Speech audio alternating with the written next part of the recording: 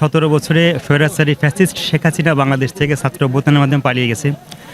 শুধুমাত্র যে আমরাই হামলা মামলার শিকার হয়েছে বিষয়টা এমন না। ছাত্র দলের সারা বাংলাদেশে 64 ডিস্ট্রিক্টে যারা ছাত্র দলের নেতৃত্বে স্থানীয় পর্যায়ে ছিল এবং কর্মী পর্যন্ত এমন কোনো কর্মী নেই যে যার নামে মামলা নেই, যার নামে হামলা হয়নি, যার উপর হামলা হয়নি, যে ছাত্র দলের অ্যাক্টিভ একটা কর্মী জেল খাটেনি একদিনের জন্য হলো। প্রত্যেকটি নেতাকর্মী হামলা মামলা এবং জেল জুলুমের শিকার। বিগত 17 বছরে সবচেয়ে বেশি স্টিম রোলার শেখ হাসিনা ছাত্র দলের উপর চালিয়েছে। সেই জায়গা থেকে আমরা বলতে চাই যে ছাত্র অভ্যুত্থানের মাধ্যমে, ছাত্র অভ্যুত্থান বলবো না, বাংলাদেশের মানুষের ছাত্র দলের যে কোটা সংস্কার আন্দোলন থেকে আন্দোলনটা শুরু হয়েছিল, বাংলাদেশের প্রত্যেকটি শ্রেণী পেশার মানুষ এই আন্দোলনের সম্পৃক্ততা ছিল। সাধারণ মানুষ এতদিন ধরে এই আন্দোলনের যে প্ল্যাটফর্ম, এই প্ল্যাটফর্মে কিন্তু 17 বছর ধরে বিএনপির প্রত্যেকটা নেতাকর্মীর ঘাম, শ্রম, রক্ত এবং সব কিছু বিসর্জনের মাধ্যম দিয়ে এই পর্যায়টা তৈরি হয়েছিল। তো এই যে শেখ হাসিনা বাংলাদেশ থেকে পালিয়ে ইন্ডিয়াতে আছেন, এই প্রত্যেকটা ঘটনার সাথে আমি মনে করি বাংলাদেশের প্রত্যেকটা যারা সচেতন নাগরিক আছে, আওয়ামী লীগ বাদে বাংলাদেশের প্রত্যেকটি নাগরিকেরই এখানে তাদের কন্ট্রিবিউশন আছে। ছাত্র দলের এই 46তম প্রতিষ্ঠা বার্ষিকীতে আমরা একটি বক্তব্যই দিব। এখন আমাদের যে প্রত্যাশা ছিল 17 বছর ধরে, শুধু আমার প্রত্যাশা তা নয়, বাংলাদেশের মানুষ যারা প্রত্যেকটি শ্রেণী পেশার এবং মানুষের এদের কিন্তু ভোটের একটা আকাঙ্ক্ষা ছিল মানুষের মাঝে। তারা 17 বছর ধরে ভোট দিতে পারে না।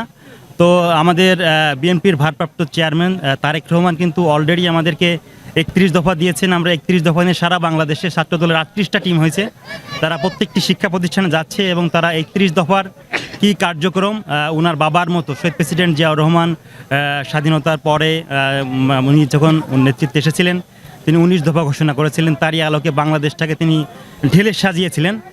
তারেক রহমান 31 দফার আলোকে বাংলাদেশটাকে যেরকম বাংলাদেশ বিনির্মাণ করতে চান, আমরা এই ছাত্র দলের 46তম প্রতিষ্ঠা বার্ষিকী থেকে এই শৈলকুপার মাটি থেকে আমরা আমাদের বক্তব্য এটাই যে আমরা একটা আগামী দিনে একটা সুষ্ঠু এবং সুন্দর ভোট চাই। মানুষ যাতে তার যে 17 বছরদের যে আক্ষেপ, সেই ভোটের অধিকারটাকে ফিরে পায় এবং ভোটের অধিকার ফিরে পাওয়ার পরে যারাই সরকার গঠন করবে, সেই সরকার গঠনে যদি আমাদের ভারপ্রাপ্ত চেয়ারম্যান প্রধানমন্ত্রী হন এবং উনি যে 31 দফা দিয়েছেন, সেই 31 দফা বাস্তবায়নের জন্য রাজপথে যে সংগঠনটি সবচেয়ে বেশি ভূমিকা থাকবে সেই ছাত্রদল।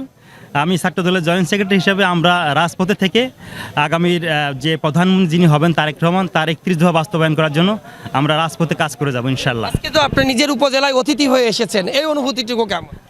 আমার এইখানে আসার পরেই খুব ভালো লাগছে, কারণ কি আমি যখন এসএসসি পরীক্ষার্থী ছিলাম তো আমি ওই রুমটাতে পরীক্ষা দিয়েছিলাম। তো এখানে আসার পরেই আমার অন্যরকম একটা ভালো লাগা কাজ করছে।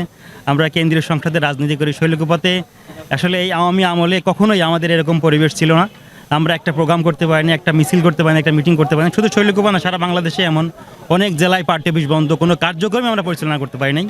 তো একটা অন্যরকম অনুভূতি, ভালো লাগা কাজ করছে। আমাদের জন্য, সবার জন্য দোয়া করবেন।